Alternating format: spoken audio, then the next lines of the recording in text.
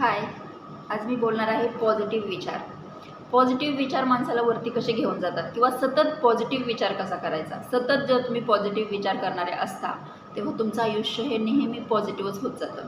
त्याच्यामध्ये निगेटिव्हिटी कधी येत नाही. पॉझिटिव्ह विचार म्हणजे काय करायचा किंवा कसा करायचा, तर पॉझिटिव्ह विचार हा आहे की तुम्ही वाईटातल्या वाईट परिस्थितीमध्ये सुद्धा त्यातलं चांगलं शोधण्याची नजर आपली निर्माण झाली पाहिजे. कितीही वाईट परिस्थिती असली तरी याच्यामध्ये चांगलं काय आहे बरं. ह्या वाईट परिस्थितीमध्ये काही ना काहीतरी एक चांगलं असतं आणि ते शोधण्याची आपली जेव्हा नजर असते तेव्हा आपण पूर्णपणे पॉझिटिव्ह झालेलं असतो. आणि आपण जेव्हा पॉझिटिव्ह असतो तेव्हा आपण त्या वाईट परिस्थितीतून बाहेर पडू शकतो. आणि आपण जर पॉझिटिव्ह असलो तर आपल्या आजूबाजूचं सगळं जे काही वातावरण आहे ते पॉझिटिव्ह होऊन जात असतं.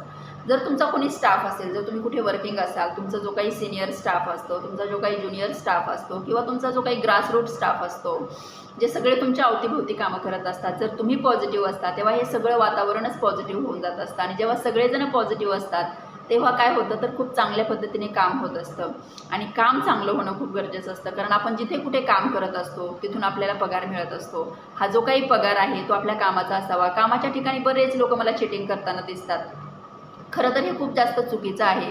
जिथे आपण काम करतोय, ज्यांनी आपल्याला कामाची संधी दिलेली आहे, तिथे जर आपण काम सोडून जर चिटिंग करत असू तर आपण स्वतःहून ती नोकरी सोडायला पाहिजे. म्हणजे मला तर असं वाटतं ना की आपल्याला आपली ती लेवल असावी की आपण तिथे काम करावं. आपली ती लेवल आपल्या वागण्यातून आपण दाखवून दिली पाहिजे. तर जर आपली ती नसेल तर आपण स्वतःहून ते काम सोडायला पाहिजे.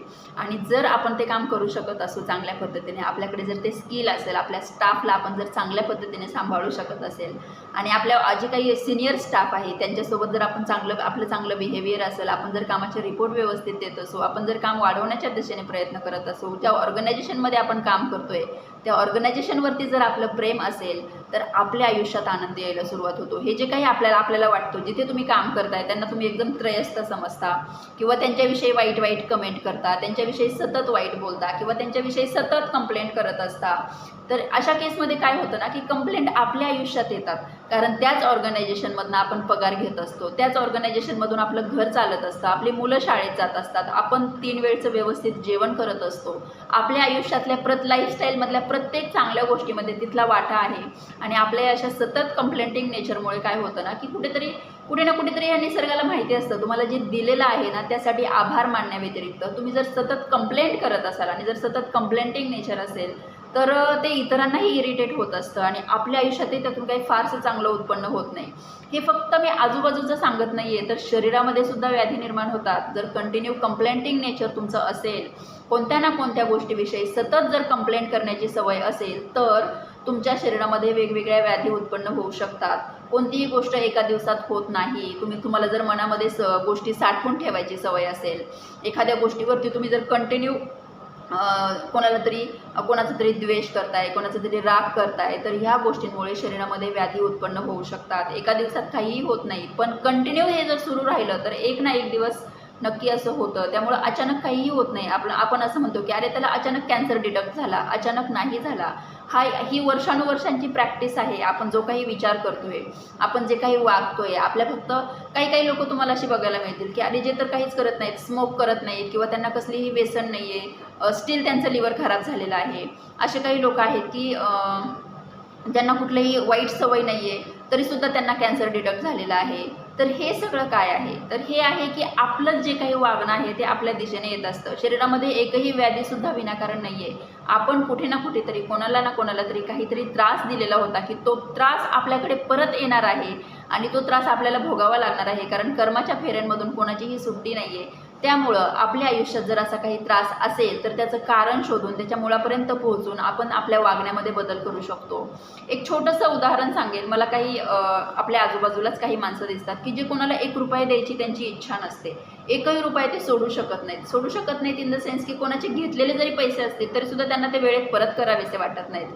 तर मला तुम्हाला सांगायचं आहे की जर तुम्ही असे कोणाचे 5-10 रुपये घेतलेले असतील, 10-20 रुपये जर घेतलेले असतील आणि तुम्ही जर ते वेळेत परत केले नाहीत तर ते पैसे तुम्हाला कुठे ना कुठेतरी व्याजासह परत करायला लागतात. मग ते ॲक्सिडेंटल मध्ये असू द्यात किंवा हॉस्पिटलमध्ये असू द्यात किंवा कुठेतरी अचानक काहीतरी खर्च येईल, कुठेतरी अचानक काहीतरी नुकसान होईल, तुमचा मोबाईल अचानक खाली पडेल आणि तो तुटेल, नवीन घ्यायची वेळ येईल, तर असे जे काही नुकसान होतात तर हे आहेत की तुम्ही कुणाचे ना कोणाचे तरी पैसे घेतलेले असतात किंवा ते वेळेत परत केलेले नसतात, तर ते वेळच्या वेळी परत करणं यामुळे काय होतं की समोरची जी व्यक्ती असते जिला ते मिळालेले नसतात तर तिच्या मनामध्ये कुठे ना कुठेतरी ते असतं आणि जोपर्यंत ते त्या व्यक्तीच्या मनामध्ये आहे, आपणच बघा आपले जर कोणाकडे 5 रुपये 10 रुपये जरी असतील आपले, तर आपण त्याच्यावरती किती विचार करतो की अरे त्या व्यक्तीकडे हे पैसे आहेत. आपल्या कधी ना कधीतरी 4-8 दिवसांनी महिन्यानी ते डोक्यात येत राहतं, जात राहतं.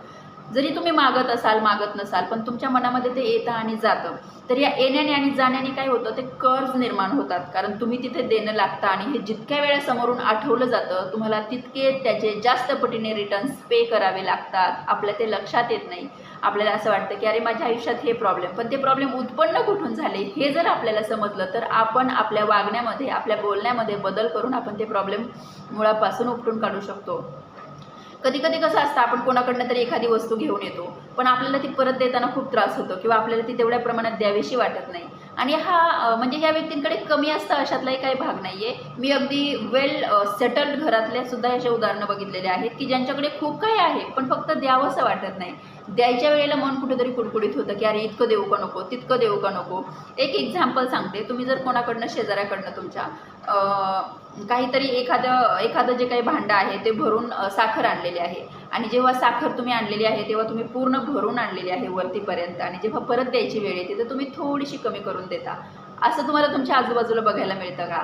तर हो, असं बघायला मिळतं. मी स्वतः असे लोक बघितलेले आहेत आणि जेव्हा असे लोक असतात की जे 5 रुपयांसाठी 10 रुपयांसाठी किचकिच करणार, असं थोडं थोडं दाण्यांमध्ये ते किचकिच करतात, तर अशा लोकांकडे तुम्हाला व्याधी बघायला मिळतील. शारीरिक व्याधींनी ते त्रासलेले तुम्हाला बघायला मिळतील.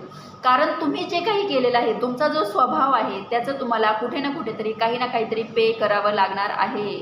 ज्या कोणी व्यक्तीचं तुम्ही आणलेलं आहे त्याला ती 4 दाणे कमी दिल्याने किंवा जास्त दिल्याने फारसा फरक पडणार नाही, पण तुमच्या आयुष्यात तुम्हाला जे सहन करावं लागणार आहे त्याने तुमच्या पूर्ण घरादाराला प्रॉब्लेम निर्माण होणार आहे. कारण कोणतीही व्यक्ती जर व्याधीमध्ये असेल तर ती एकटी व्याधीमध्ये नसते, त्या व्यक्तीबरोबर त्याचे नातेवाईकसुद्धा फरफटले जात असतात. त्यामुळे आपला जो काही स्वभाव असतो, आपली जी काही वागणूक असते याचा इफेक्ट खूप सगळ्या जणांवरती होत असतो. त्यामुळे ती नेहमी शुद्ध असावी. जर कोणाचं काही आणलं असेल तर ते थोडंसं जास्त करून देऊन टाकावे की जेणेकरून समोरच्याच्या मनामध्ये जे कर्ज निर्माण होतात ते होऊ नये. तर आपल्याला जर समोरून चांगले वाईब्स मिळाल्या तर आपल्या आयुष्यातली कामं लवकर लवकर बनतात. तुम्ही बघितलं असेल एखाद्याला विनाकारणच काही ना काहीतरी त्रास असतो, खरं तर तो विनाकारण नसतो, तो आपल्या वागण्यातला आपल्या स्वभावाचा तो इफेक्ट असतो. तर आपण कसं वागतोय, आपण काय विचार करतोय, आपण समोर काय देतोय तेच आपल्याकडे कुठे ना कुठेतरी परत येणार आहे. त्यामुळं आपली जी वागणूक आहे ती खूप जागरूकतेने असायला पाहिजे. कारण इथे ह्या कर्मांचा जो काही लेखाजोखा आहे यातून कोणीही चुकलेलं नाही आहे आणि कोणी चुकणारही नाही आहे. त्यामुळे एकतर पहिली गोष्ट ही लक्षात घेणं गरजेचे आहे की आपण इथे या पृथ्वी तलावर खूप कमी दिवसांसाठी आहोत. आपण इथे 80-90 मॅक्झिमम 100 वर्षांचं तिकीट काढून आलेलो आहोत. इथली कोणतीही गोष्ट आपली नाही आहे. आपण इथं आहोत, जसं काही रेंटने राहिल्यासारखे आपण इथं आहोत. आपण हे सगळं वापरतोय आणि आपण काही वर्षात निघूनही जाणार आहोत. पण आपण जाताना पाठीमागच्यांना काय देऊन जाणार आहोत ही खूप मोठी गोष्ट आहे. गेल्यानंतर असं म्हणतात की माणूस जेव्हा जन्माला येतो तेव्हा फक्त शरीर असतं आणि जेव्हा तो जातो या जगातून त्यावेळी फक्त नाव असतं. त्यानंतर आपलं नाव कसं घेतलं जाईल हे खूप जास्त गरजेचं आहे. आपली एक चांगली व्यक्ती म्हणून ओळख असेल की नसेल हे सुद्धा याचासुद्धा विचार करणं खूप जास्त गरजेचं आहे. त्यामुळे तुम्ही जे काही साठवण्याचा प्रयत्न करताय काही साठवू नका. तुमच्या मुलाबाळांना सुद्धा कशाचीही गरज नाही आहे. तुमचं मूलबाळ जे काही असतं हे स्वतःचा प्रारब्ध घेऊन जन्माला आलेलं आहे आणि जर तुमचे चांगले संस्कार असतील, जर तुम्ही त्याला चांगल्या गोष्टी शिकवलेल्या असतील तर ते मूलसुद्धा काही वाईट गोष्ट करणार नाही आहे. कारण काय आहे तर मुलांसाठी साठवू नका. मुलांना कमवायला शिकवा, त्यांना जगायला शिकवा. जगणं ही एक कला आहे आणि आनंदी जगणं ही सुद्धा एक कला आहे. जर तुम्ही वाईटातल्या वाईट परिस्थितीमध्ये जर आनंदी राहू शकत असाल, जर तुम्ही आनंदी जगू शकत असाल तर तुम्ही खऱ्या अर्थाने ती कला आत्मसात केलेली आहे. आपल्या मुलांनाही आपण ते दिली पाहिजे.